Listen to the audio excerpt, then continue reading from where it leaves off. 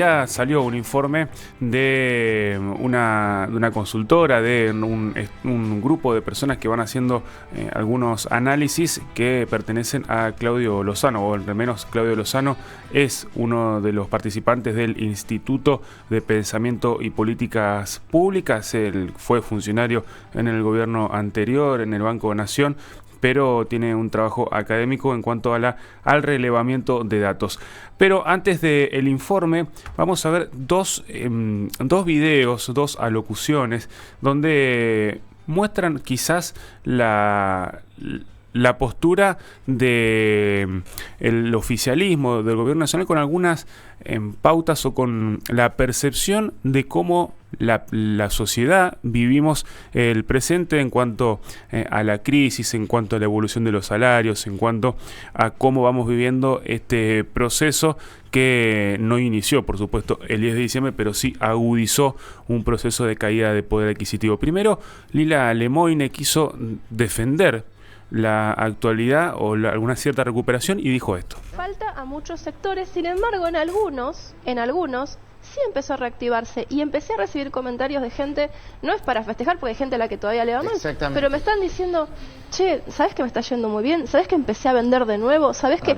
Es más, hoy me encontré con un compañero de trabajo de cuando yo tenía 20 años, trabajábamos juntos en un call center, me reconoció, me acordé, nos pusimos a charlar un montón de cosas y me dice, che, estoy manejando un Uber, ahora soy arquitecto, ¿y por qué? Y porque me bajó, el sector bajó en este momento, y no me alcanza para pagar la tarjeta, manejo Uber, pero ¿sabes qué? Y yo entiendo, por supuesto, votante nuestro, dice, como la mayoría de la gente que maneja Uber, es un cambio de paradigma, pero yo puedo mantenerme con esto. Bien, ahí tenemos el primer testimonio de Lila Lemoine diciendo que tiene un amigo arquitecto que maneja Uber y que por eso le va bien. Y después quizás fue el audio de la tarde de ayer en la Comisión de Presupuesto y Hacienda. Le tocó a los referentes de educación ir a defender el presupuesto 2025 que contempla un recorte muy fuerte en educación, no solo primaria y secundaria, sino en el nivel superior de aproximadamente el 40% respecto al presupuesto 2023. Ya este año había sido del 30% ese recorte. Y Alejandro Álvarez, el subsecretario de Políticas Universitarias, decía esto al respecto de los salarios docentes y no docentes de las universidades públicas. En realidad no hubo recorte de salarios. Lo que hubo es una actualización salarial que no siguió la pauta inflacionaria. En todo el Estado, pero me dejás terminar porque... Ya, escúchame. ¿Me dejás escuchar? O sea, bueno.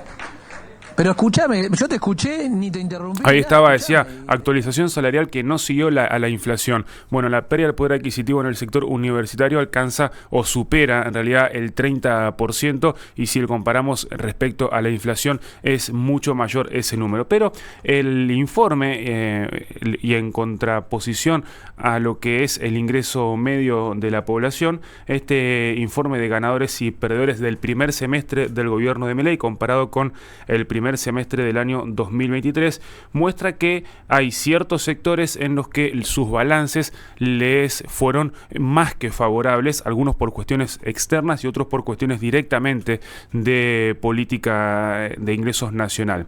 Acá vemos como, por ejemplo, en el sector energía, gas y agua, las ganancias de empresas como Pampa Energía fue del 352%, de Central Puerto 779,2%, también tenemos Edenor con un 727% en el resultado neto de sus ganancias. Si vamos al sector de petróleo, vemos a YPF con un 600%, a Tec Petrol, Sociedad Anónima con un 1860%. Bueno, todo esto tiene que ver con la explotación de Vaca Muerta, pero en un gran punto también por la devaluación de diciembre del 118% o 52%, como se dice también en números. Alimentos y bebidas, tenemos algunas empresas que han llegado al 2050 como Mastelone Hermanos.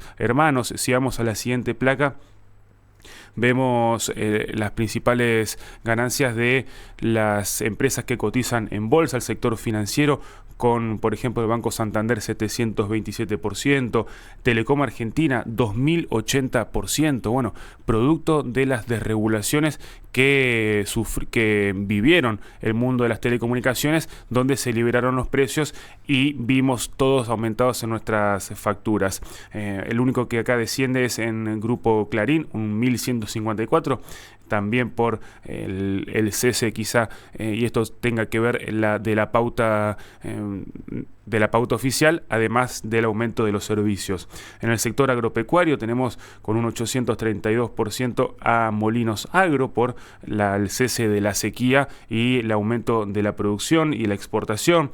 En el sector automotriz y autopartista estamos con Mirgor, que es de la familia Caputo, 2.788% en el resultado neto de sus ganancias. Y el otro punto que es muy sensible a la población es en la farmacéutica. Laboratorios Richmond tuvo en comparación al primer semestre del año pasado ganancias superiores al 1.300% en sus balances, y ahí vamos pasando las placas donde se desglosan las empresas, lo que decíamos recién, con Tecpetrol, con YPF, con Pan American Energy con un 421%, también Compañía General de Combustibles 3.121%, mientras la nafta a la sociedad le aumenta a más del triple desde diciembre, cosa que comparado con los salarios no tiene ningún tipo de relación. En el sector energético también repasamos algunas de aquellos números. En Edesur casi un 100%, Edenor 727%, Transener 212%.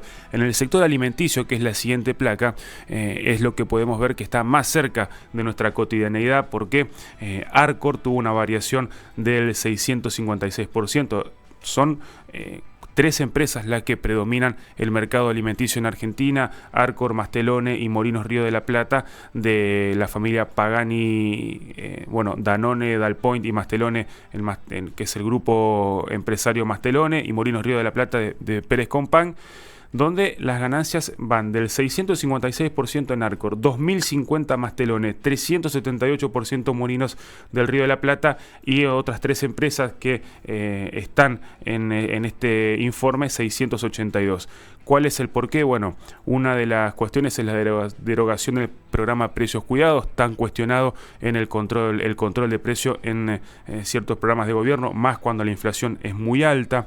Ahí recuperaron márgenes de ganancia, pero también superaron los márgenes de ganancias del primer semestre del año pasado, aún con menos ventas. Esto lo hemos visto en el aumento de precio de las góndolas, o sea que aún vendiendo menos ganaron muchísimo más. El sector bancario, por las políticas de esterilización monetaria, cuenta el informe, resultaron en una considerable mejora de sus balances, y después en el sector metalúrgico, por el impacto en la industria manufacturera de la baja de la obra pública y demás, vieron reducidos sus ingresos. Entonces vemos acá la diferencia entre sectores y sectores. Ahora bien, si vamos a la última placa, ya pasamos en cuestión a los salarios y a los perdedores. Lo escuchábamos recién a Álvarez de Políticas Universitarias referirse a los salarios docentes y no docentes, pero si vamos al conjunto de la sociedad, en el informe tenemos que el índice de salarios registrados en el sector privado tiene una variación de una pérdida del 2,6%. Esto es un sector muy minoritario de los asalariados que tienen condiciones estables de empleo y paritarias acordes. En el sector público la caída aumenta al casi 17%, y después si vamos al salario mínimo, que son los sectores más vulnerables, la caída es del 26%. El potenciar trabajo, que se discontinuó, una caída del 56% en la prestación. La jubilación mínima con un aumento del 5,5%, muy por debajo del 1.300, por ejemplo, que aumentaron los medicamentos.